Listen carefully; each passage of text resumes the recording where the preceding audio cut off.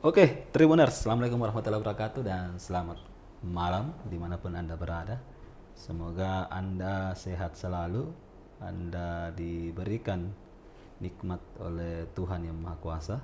Nah, malam hari ini kita punya program baru, namanya The Rising Star Pileg atau Pemilu 2024. Jadi mulai malam ini kita akan mengundang beberapa atau bisa banyak ya tokoh-tokoh baru, anak-anak muda yang masuk ke politik. Jadi kita akan mengupas soal kenapa mereka misalnya memilih jalan politik di kala muda.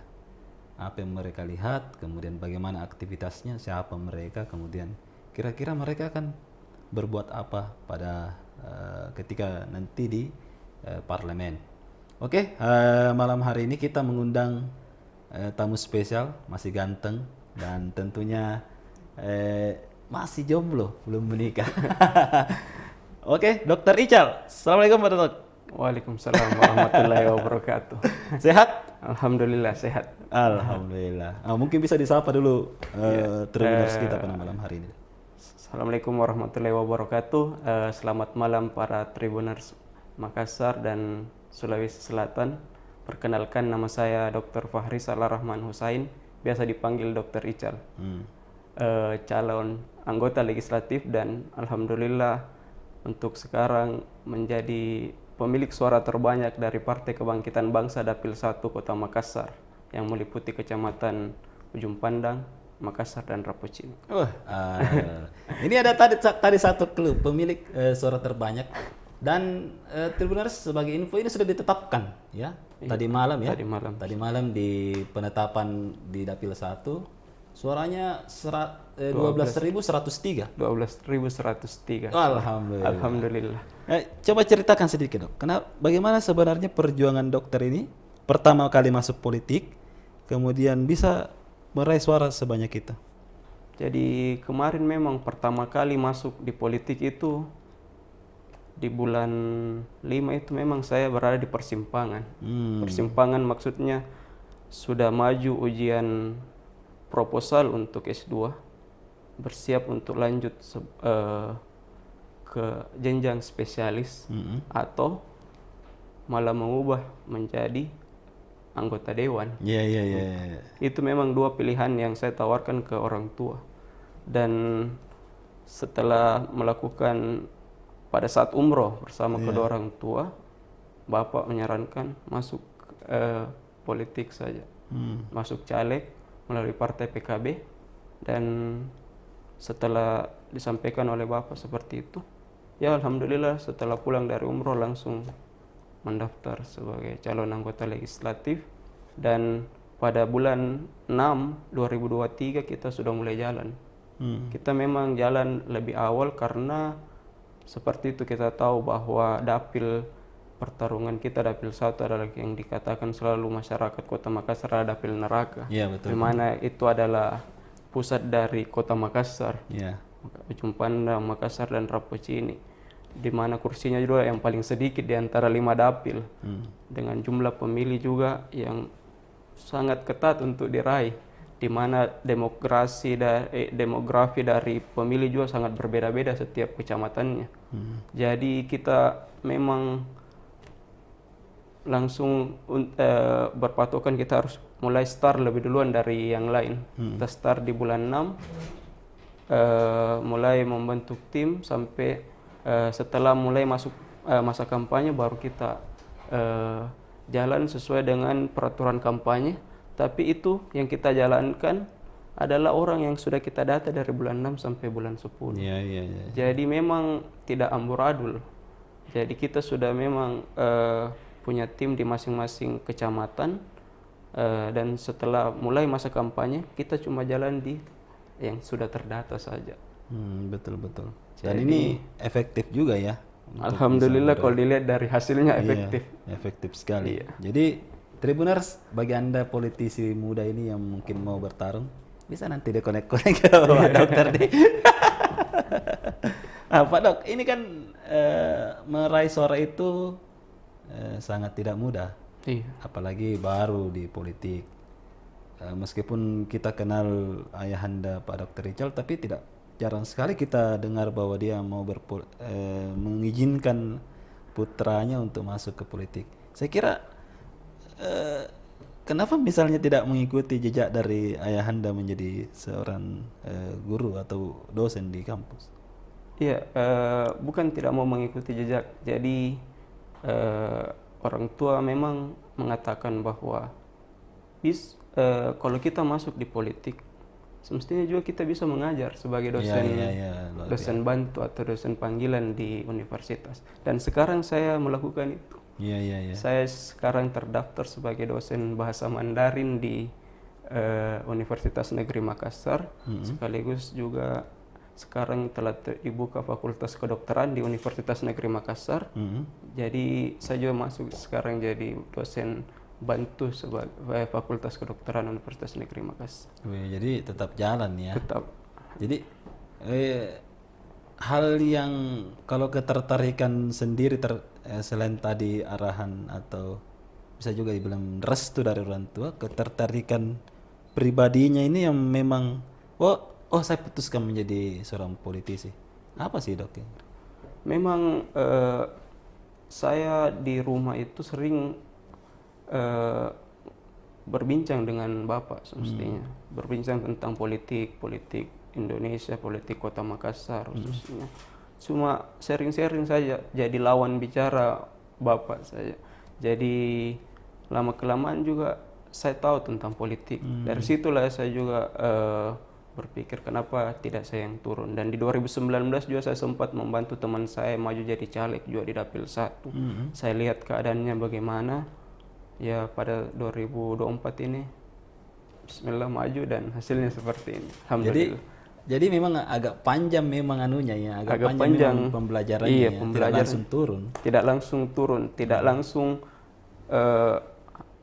langsung datang, langsung mau turun, langsung mau terpilih, tidak seperti itu. Kita pikir matang-matang dulu karena ini banyak sekali yang harus dibuang kalau kita memang maju ke sini. Iya betul, peluang kesempatan yang lain itu kesempatan yang lain kan sudah terbuka lebar. Misalnya karir sebagai dokter sudah ya kalau orang bilang sudah tercukupi lah. Kalau misalnya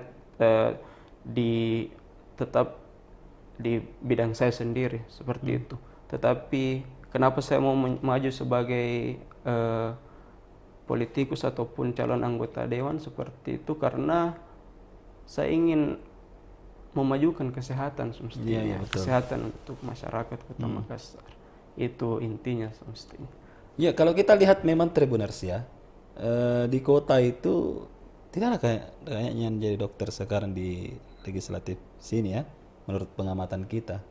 Nah, khusus untuk kesehatan, Dok, apa sih yang dokter lihat yang perlu ditingkatkan di Kota Makassar terkait kesehatan itu?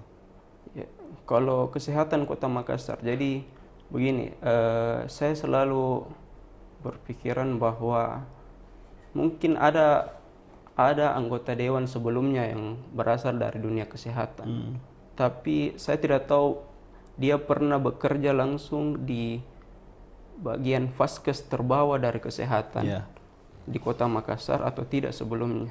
Jadi alhamdulillah sebelum saya terjun di dunia politik ini, saya pernah berada di vaskes terendah, maksudnya puskesmas, di 3 kecamatan yang berbeda di Kota Makassar. Barabaraya, Kecamatan Makassar; di Jongaya, Kecamatan Tamalate. Kemudian di Andi Makassau, Kecamatan Ujung Pandang.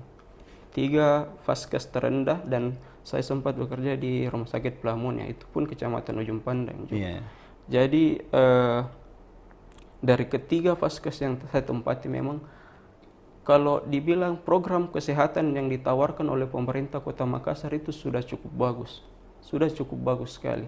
Tetapi apa yang miss dari program kesehatan yang ditawarkan oleh pemerintah Kota Makassar, yaitu promosi dan preventif.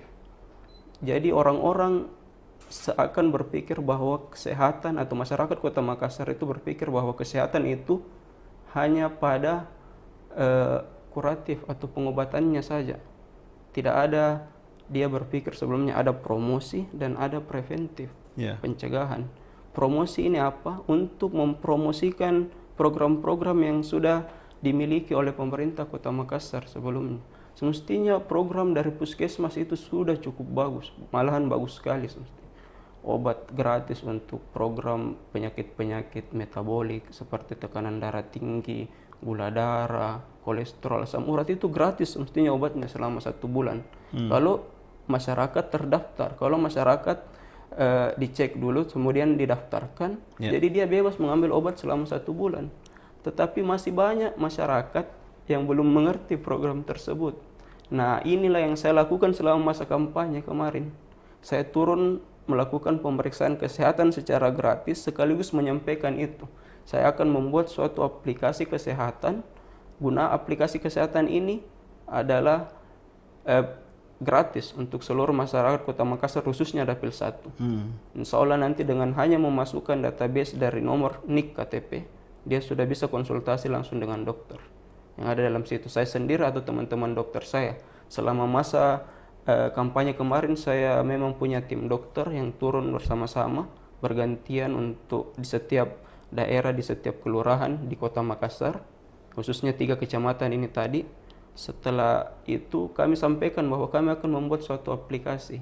Aplikasi ini bukan semestinya sebagai aplikasi tandingan dari Halodoc yang biasa orang-orang pakai, tetapi aplikasi ini semestinya kita gunakan sebagai wadah penyambung antara program puskesmas dan masyarakat nantinya. Jadi apa penyakit dari masyarakat kita berikan obat pertama, kemudian nantinya jika saya nantinya misalnya di dewan akan menekan puskesmas ataupun dinas kesehatan bahwa hasil dari pemeriksaan orang ini seperti ini bisa ditindaklanjuti nantinya berikutnya di puskesmas dengan obat yang kami berikan sebelumnya. Ataupun jika memang penyakitnya adalah penyakit metabolik yang saya katakan tadi, orang tersebut langsung didaftarkan di program tersebut. Seperti itu. Ya, betul. Itulah yang saya tawarkan ke masyarakat, karena saya selalu menyampaikan setiap kampanye bahwa saya cuma bisa menawarkan tentang kesehatan, karena itulah bidang saya. Kalau yang lain untuk sekarang saya tidak bisa janjikan, tetapi setelah duduk mungkin saya akan mempelajari. Tapi untuk masa kampanye kemarin saya menawarkan tentang kesehatan kepada masyarakat. Dan kayaknya banyak yang tertarik ya Tribuners ya, karena dengan suara yang sebesar itu dokter mendapat bisa duduk. Artinya dok, masyarakat ini kan memang mau sehat, tapi mereka tidak tahu bagaimana caranya sehat. Betul. Di sisi lain fasilitas kesehatan untuk menunjang misalnya promosi, anggaplah kita mesti rajin olahraga yang seperti dokter lakukan setiap hari ini. Misalnya kenapa mereka tidak melakukan itu? Itulah yang saya katakan bahwa promosi ke masyarakat yang kurang. Puskesmas hanya tinggal di tempat, tidak menjemput bola ke bawah. Tidak menjemput bola ke bawah maksudnya mungkin ada kader yang dia diambil oleh puskesmas di setiap lingkup masyarakat seperti itu. Tapi kader ini kadang tidak berfungsi dengan baik. Kenapa tidak berfungsi dengan baik? Tanda kutip bahwa gajinya lagi mungkin, honornya mungkin. Iya. Nah, inilah yang mungkin saya akan lebih keras nanti harus diperjuangkan honornya. Iya. Dan itulah memang laporan-laporan yang selalu saya terima selama saya bekerja di puskesmas. Dan mungkin dengan itu bahwa jika kader sudah diperhatikan dengan baik, mungkin hasilnya akan lebih baik dari sebelumnya. Ya, maksud saya gunanya juga kader ini kan dialah orang yang memang langsung bersentuhan dengan masyarakat di bawah. Jika peran puskesmas memang mau terlihat lebih bagus, bahwa kader inilah yang harus diberdayakan lebih bagus lagi pertama. Dengan tambahan bahwa puskesmas juga harus turun langsung untuk promosi. Dok, bocoran sedikit dong, berapa sih anak-anak milenial atau generasi Z yang memiliki kita dok? Persen aja. Kalau untuk generasi milenial semestinya ini yang kemarin kita jadi bahan pembicaraan di tim inti. Maksud kami setelah kami turun kampanye melakukan pemeriksaan kesehatan secara gratis, malahan yang datang itu yang dari data yang kita lakukan pemeriksaan kesehatan di 25 titik di 3 kecamatan. Ada sekitar kurang lebih 2.000 orang yang kita periksa. Itu rata-rata umurnya di atas 35 tahun.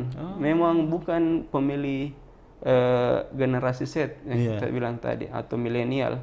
Jadi kami dari tim mensiasati itu dengan menggencarkan di sosial media lagi. Oh iya, di sosial media masuk.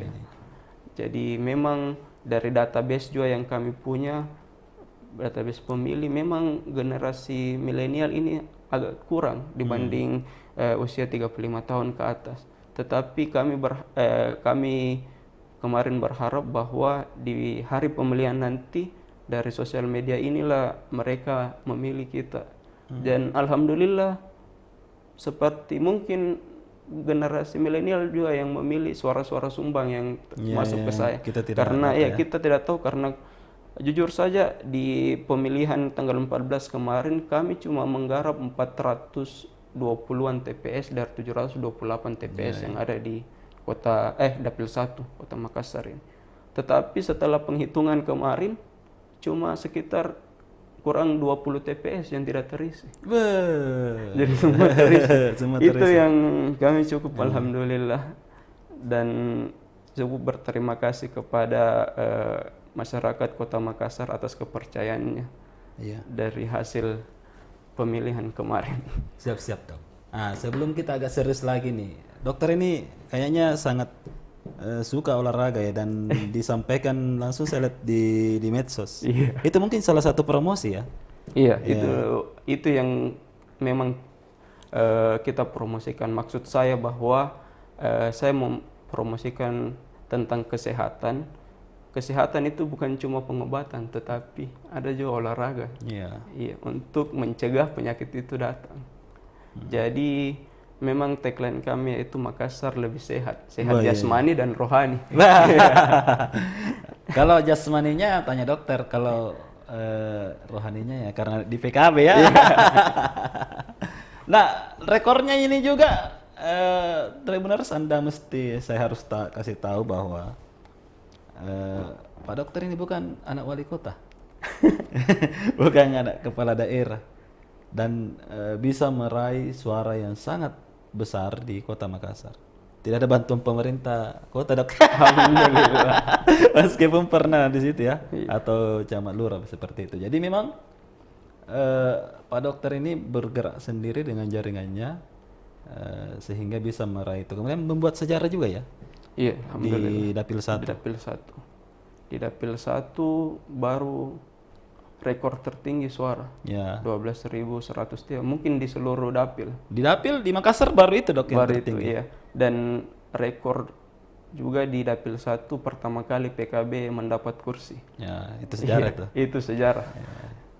Dan memang PKB kalau kita lihat di DPRD kabupaten kota juga naik semua dok. Lagi naik semua. Mungkin karena Pak Ketumnya maju ya. Alhamdulillah. Sudah ditelepon sama orang DPP dok selama terkait hasilnya? Sudah ditelepon sama Pak Ketua DPC kota. Iya. Dan sangat mengapresiasi hasil dari perolehan suara yang kita dapatkan kemarin. Jadi kita tetap menunggu hasil pengumuman resmi KPU kata. Dan menunggu lagi arahan dari Pak Ketua DPC kota. Iya. Siap. Nah ini dok, ini kan kita tidak sebagai kader mungkin kan siap-siap aja. Mungkin sudah pernah ada ajakan dari tokoh-tokoh lain untuk berpartisipasi di November 2024 ini gimana? Ya, itu sudah kita bahas dengan tim inti kemarin. Jadi tetap bahwa kita menyimpulkan bahwa kita tetap menunggu arahan dari DPP PKB Sulawesi Selatan dan DPC Kota Makassar.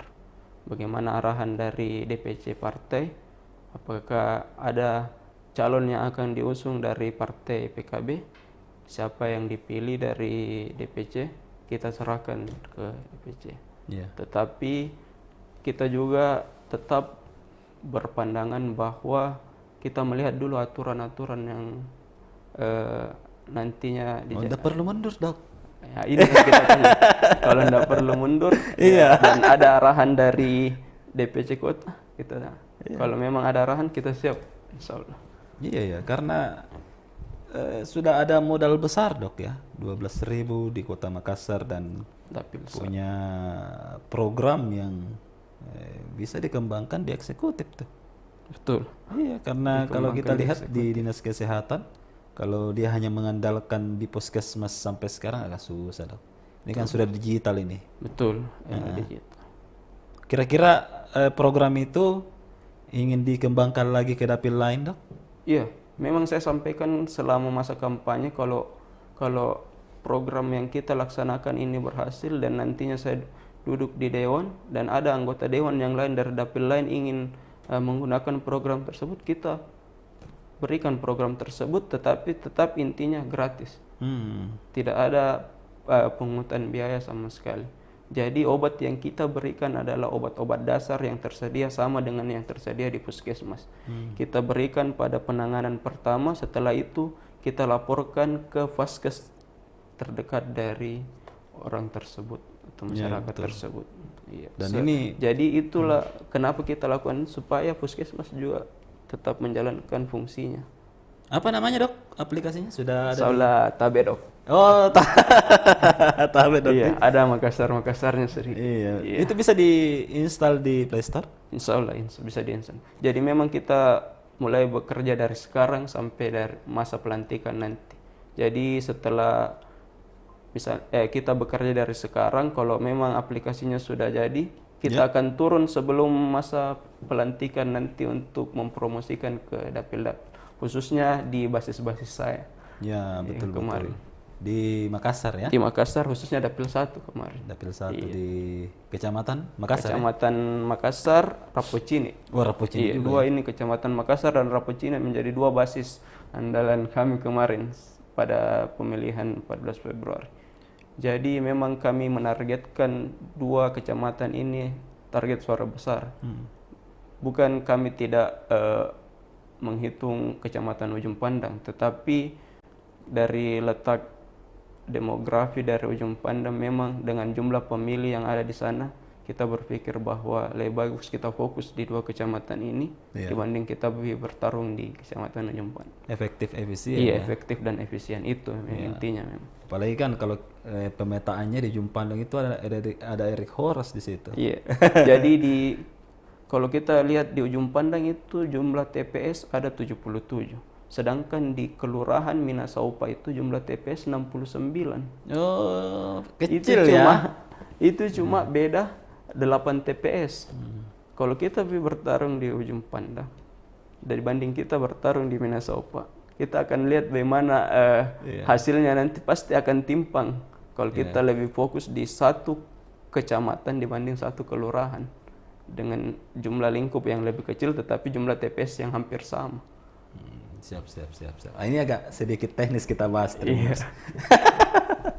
Oke, Tribuners, kita rehat sejenak. Jangan kemana-mana, tetap di The Rising Star Pileg 2024.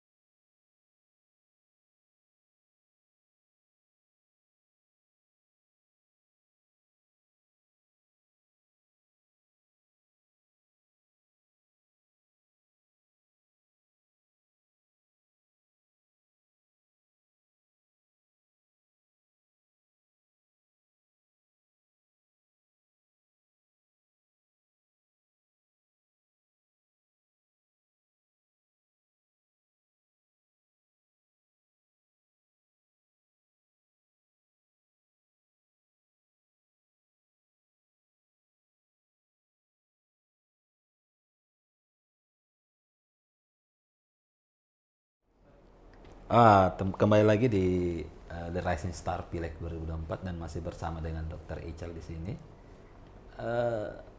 Dok, setelah sebelum pelantikan ini apa dulu yang dikerja nih? Kayaknya sudah hampir selesai S2-nya ini.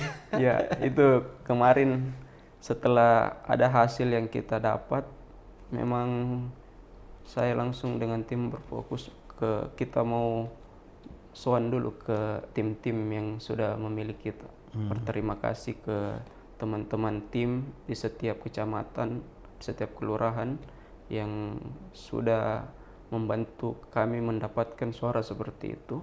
Setelah itu sambil kita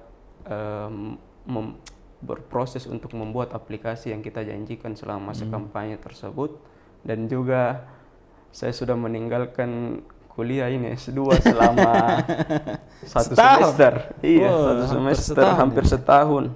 Jadi dari proposal ke hasil lama sekali nih. Jadi sudah ditunggu untuk ujian hasil. Iya, insya Allah. Dan juga sekarang lagi persiapan untuk lomba triathlon Ironman nanti di Malaysia bulan 5. Jadi lagi latihan juga renang, sepeda, dan lari. Iya. Ini dokter, saya sukanya karena tanpa mengabaikan ayahanda, mirip sekali ya, komitmen dan memang sudah diperhitungkan matang-matang ini ya. Iya, alhamdulillah memang saya orangnya memang sebelum melakukan sesuatu harus diprogram dulu. Iya betul ya. Iya, dari ini nanti setelah ini. Jadi memang ada konsep lah, tidak asal tiba-tiba langsung melakukan ini tiba-tiba. Iya betul. Nah ini salah satu ilmu yang sangat berharga untuk Tribuners ya, bahwa ketika kita melakukan ini program bagus-bagus, iya, disiapkan bagus-bagus, matang-matang, baru kita eksekusi dok ya. Iya. Begitu juga ini mungkin juga saya dapatkan selama olahraga lah. Iya. Kalau kita ingin melakukan perlombaan, bahwa setelah perlombaan itu ada dua tipe hasilnya.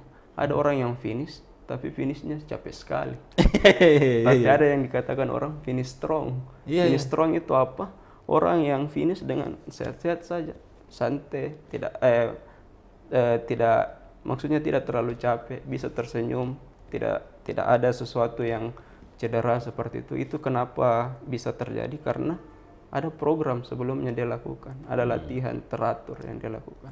Jadi setelah lomba dijalankan, selesai finish tetap finish strong dengan senyum.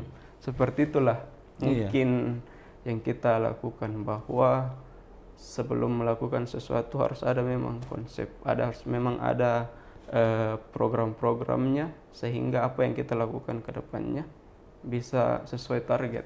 Iya betul. Dan ini terlihat ya, Tribuners. Sebelum pemilihan kita ketemu dengan dokter, begini aja, setelah itu pemilihan santai aja lagi. Iya, sebelum pemilihan kita memang target kan, saya bilang di Tribun, insya Allah di atas 10.000. Iya, itu pertama kali ke sini ya. Insya Allah di atas 10.000 target kita waktu itu. Data sudah masuk, nah insya Allah sudah bisa 10.000 ini.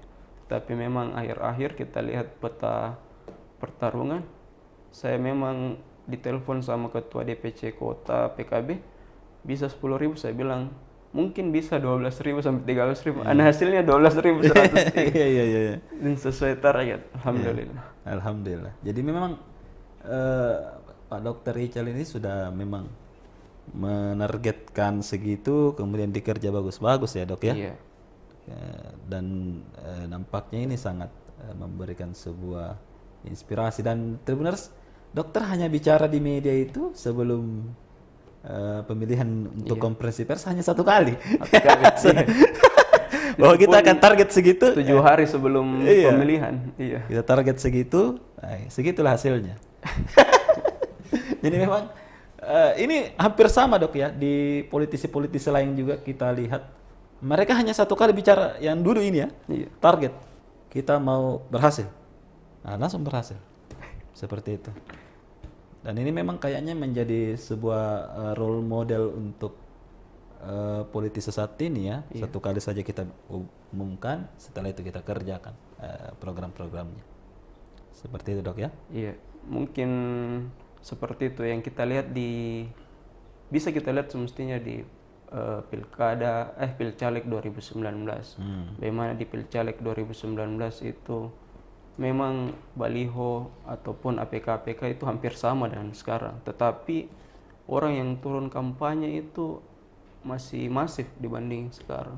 Yang sekarang di 2024 itu memang yang turun kampanye itu kurang masif, tetapi lebih banyak yang berkampanye di sosial media seperti itu. Seperti yang kita katakan tadi bahwa mereka hanya sekali bicara target begini. Nah, inilah yang semestinya agak sulit dibaca. Dari kan kita juga bertarung itu harus membaca lawan. Nah, ini kita selalu di tim membaca. Kita, oh ini pemasangan APK-nya seperti ini, dia kampanye turun seperti begini, bisa begini, di sini basisnya. Kan itu yang semestinya bisa kita baca semestinya kalau dia turun kampanye. Tetapi banyak calon kemarin malahan jarang sekali kampanye. Nah, itulah yang agak sulit kita baca semestinya. Nah, kemarin itu yang sempat kita miss. Jadi itu yang sempat kita miss kemarin bahwa partisipasi. Kita menargetkan itu partisipasi Kota Makassar itu cuma batasnya di 70%. Tetapi pada saat penghitungan suara kemarin partisipasi malahan tertinggi selama Pilcaleg Kota Makassar, yaitu 80%. Nah, itu yang kita miss dari tim. Anda kan terbaca itu bisa 2 kursi. Ya, itu intinya. Betul. Iya. Ternyata partisipasi naik. Iya. Karena kan memang, Dok, di pemilu kali ini habis krisis. Betul. Dan mungkin orang tidak punya banyak uang untuk turun kampanye ya. Iya. Lebih banyak kita pakai medsos saja. Iya.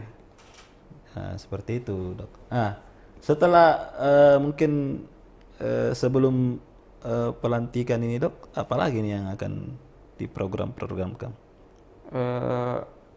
Memang sebelum pelantikan ini program utamanya adalah aplikasi tersebut. Iya, membuat aplikasi Tabedok yang untuk masyarakat Kota Makassar. Ini adalah aplikasi kesehatan yang nantinya akan digunakan oleh masyarakat Kota Makassar, khususnya Dapil 1 ini dulu. Dan seolah kita targetkan di 3 bulan ini akan jadi. 3 bulan, dan kita turun sosialisasikan sebelum masa pelantikan. Sebelum pelantikan. Yang intinya di bulan 7 itu paling akhir kita sudah mulai sosialisasikan di basis-basis kita terlebih dahulu. Jadi ini sebenarnya bisa juga menjadi tempat dokter untuk menerima aspirasi ya? Betul. Iya, betul ya. Di situ menerima aspirasi. Dan mungkin juga kita sudah siapkan tempat untuk masyarakat mengambil obatnya. Jadi ada memang nanti kita buat suatu tempat saya dengan tim dokter untuk bersama-sama kerja di situ lah. Seperti begitu. Saling sip-sip lah seperti itu, ataupun ada orang yang dipercayakan untuk bekerja di situ dan menunggu masyarakat datang untuk mengambil obatnya. Jadi memang aplikasi tersebut dia berkonsultasi langsung dengan dokter dengan bahasa seperti kita chatting dengan teman sendiri. Jadi bukan bahasa template. Maksudnya yang copy paste langsung dibalas karena penyakitnya sama aja dengan penyakit yang sebelumnya. Misalnya dokter langsung. Tidak, ini kita memang dengan teman-teman real time ini ya. Iya, ini memang kita sudah bicarakan dengan teman-teman dokter bahwa kita dengan aplikasi yang lain itu bedanya apa, kita harus jawab sesuai dengan bahasa sehari-hari. Nah, iya, kenapa Ki Bu? Kenapa Ki Pak? Gini, kita jawab dengan jaga-jaga SMS yang anak muda lah seperti begitu. Dijawab, setelah itu kita diagnosis, ataupun kalau kita butuh pemeriksaan darah seperti gula darah, tekanan darah, kita suruh datang ke tempat itu yang tadi saya bilang. Tetapi kalau memang kita sudah bisa diagnosis, obatnya nanti kita berikan, dia yang datang, bukan kita yang kirim, supaya ada feedback lah, kita tidak memalaskan masyarakat seperti itu. Iya, supaya dia juga untuk datang mengambil obat seperti itu. sekaligus perkenalan lah juga dengan saya lagi kembali. Iya betul, betul. Dan saya sukanya ini ya, kalau kita lihat Dokter Richard itu tinggi juga komitmennya ya untuk ini dibuktikan ini. Dan ini memang butuh kerja keras dok ya untuk membuktikan nanti janji kampanye kemarin ini. Karena aplikasi itu gampang-gampang susah lah seperti begitu. Karena bukan segampang kita buat katanya mau bikin aplikasi, tapi banyak memang tim-timnya nanti ya. Dan alhamdulillah memang saya sudah pikir matang-matang siapa yang saya mau panggil untuk membuat aplikasi tersebut. Memang teman-teman dari SMA yang saya gunakan lagi. Memang teman-teman yang saya tahu dari zaman sekolah punya kapasitas masing-masing. Dan di mana mereka dulu berkuliah, memang saya tahu di mana ambil S1 S2-nya, dan itulah yang saya akan gunakan lagi kembali. Jadi memang saya sudah pikir matang-matang. Jadi untuk Anda yang di Dapil 1, Umar, Ujung Pandan, Makassar, dan Rapocini, siap-siap Anda untuk mendaftar. Nanti pastilah adalah pemberitahuan lebih lanjut di media sosialnya Dr. Richard ya. Dan memang sangat update di situ kegiatan sehari-harinya Dr. Richard. Oke Tribuners, mungkin ada yang sudah komentar di media sosial, bisa ditunjukkan dulu. Ada tidak yang komentar? Oke. Nampaknya kita sudah di penghujung acara dan berikan sambutan yang luar biasa ya untuk The Rising Star kita yang pertama pada malam hari ini, Dr. Fahrizal Ar-Rahman Husain. Nah, Anda Pak Dok akan dilantik di sekitar Oktober ya? Oktober 2024 di penghujung tahun ini, dan kita doakan bisa sampai di pelantikan dengan sehat walafiat dan bisa mewakili 12.000 lebih pemilih Anda, dan itu sangat besar sekali tanggung jawabnya, dan kita nanti tunggu pembuktian dari Dr. Richard. Oke. Sampai jumpa lagi di tamu kita selanjutnya, dan terima kasih sudah menonton Tribun Timur YouTube channel dan media sosial kami. Terus ikuti perkembangan di media sosial maupun di portal kami. Saya Hasim Arfa, redaktur politik Tribun Timur, mengucapkan Assalamualaikum warahmatullahi wabarakatuh dan sampai jumpa lagi.